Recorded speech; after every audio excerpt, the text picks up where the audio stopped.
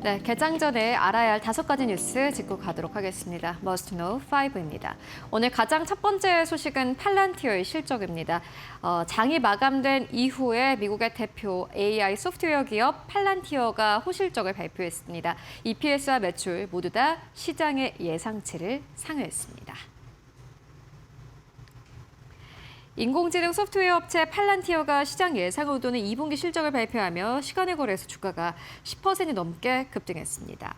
조정 주당 순이익은 41센트, 매출은 19억 4천만 달러로 모두 시장 전망치를 웃돌았고 매출은 지난해보다 93% 증가했습니다. 특히나 미국 상업 부분 매출이 149% 급증하며 AI 수요 확대에 따른 성장세를 이어갔습니다. 회사는 올해 연간 매출 전망도 기존보다 큰 폭으로 상향 조정했습니다. 알렉스 카프 최고 경영자는 현재 성장세가 최소 18개월 이상 이어질 것으로 전망했습니다. 또 미국의 AI 경쟁력 강화를 위해서는 오픈웨이트 AI 모델에 대한 과도한 규제를 피하고 중국과의 경쟁을 확대해야 한다고 강조했습니다. 시장에서는 정부와 기업 고객을 모두 확보한 팔란티어가 AI 소프트웨어 시장의 대표 수혜주로 자리매김하고 있다는 평가가 나오고 있습니다.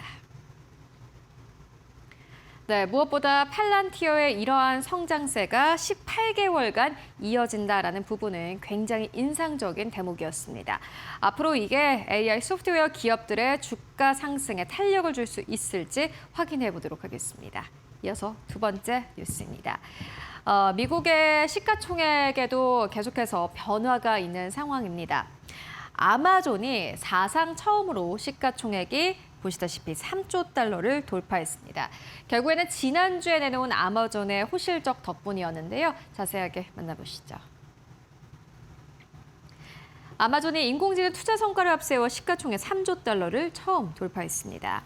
지난주 발표한 2분기 실적에서 클라우드 사업인 AWS가 2021년 이후 가장 높은 성장률을 기록하며 투자 심리를 끌어올렸습니다.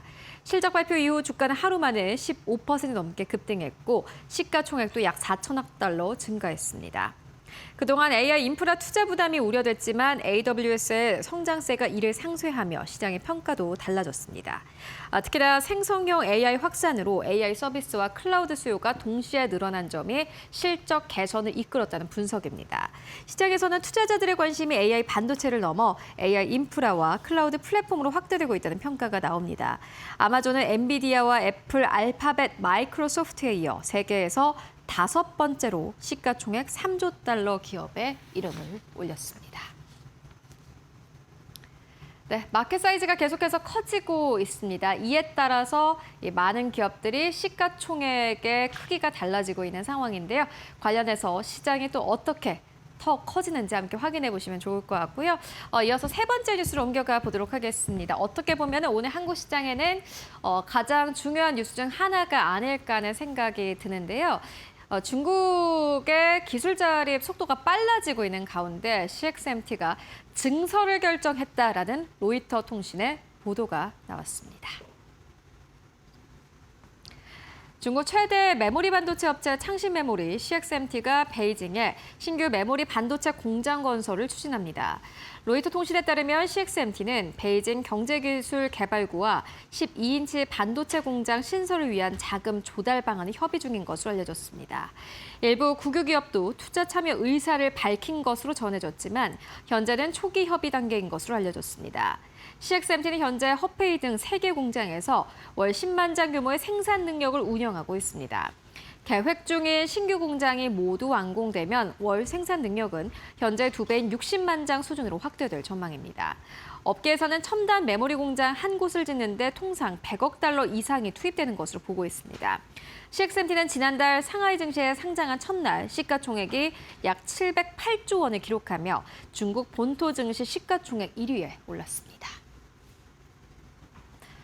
네, 중국도 역시나 마찬가지로 반도체 산업에 어마어마한 돈을 쏟아붓고 있는 상황입니다.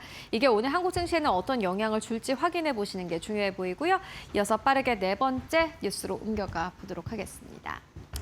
여러분들 지난주 금요일에 엔비디아가 다시 한번 시가총액 1위 자리를 탈환했다라는 헤드라인 뉴스 많이들 보셨을 겁니다. 이렇게만 봤을 때는 엔비디아 주가가 크게 상승한 것처럼 느껴지시죠? 그런데 3개월간 엔비디아의 주가가 얼마나 오른지 아십니까? 딱 1% 올랐습니다. 결국에는 실적이 상승 동력이 될 것이다라는 의견 나왔는데요. 자세하게 만나보시죠. 엔비디아의 주가가 장중에 반등 성공했지만은 최근 3개월간 1% 남짓 오르는 데 그치며 박스권 흐름을 이어가고 있습니다.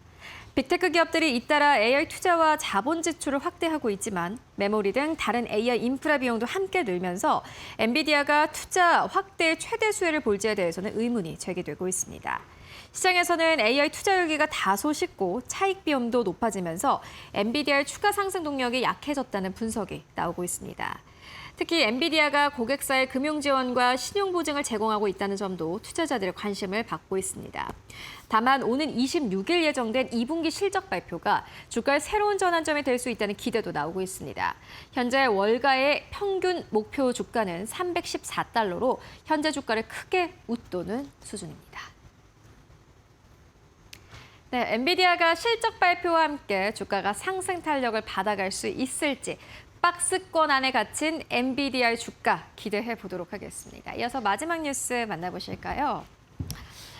한국 증시 전망치 수정이 계속해서 나오고 있습니다. 간밤에 또 대신증권에서는 한국 증시 코스피의 목표 주가를 10,000선 위에서 9,000선까지 내려잡은 가운데 모건 스탠리는 한국 증시가 앞으로 상승 여력이 36%가 있다라면서 목표치를 9,000으로 전망했습니다. 이유 만나보시죠.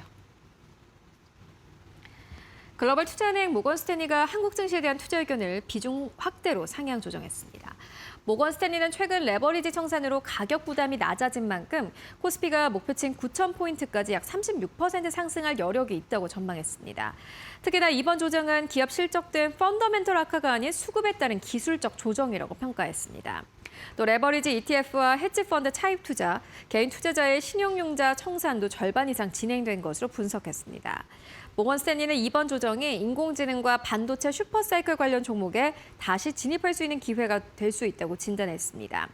코스피는 지난달 31일 18% 급등한 데 어제 장중한 때는 5% 넘게 하락하는 등 변동성이 확대된 모습을 보였습니다. 네, 앞으로 코스피 지수의 흐름 함께 확인해 보도록 하겠습니다. 지금까지 머스트 노우 5와 함께 알아보고 왔습니다.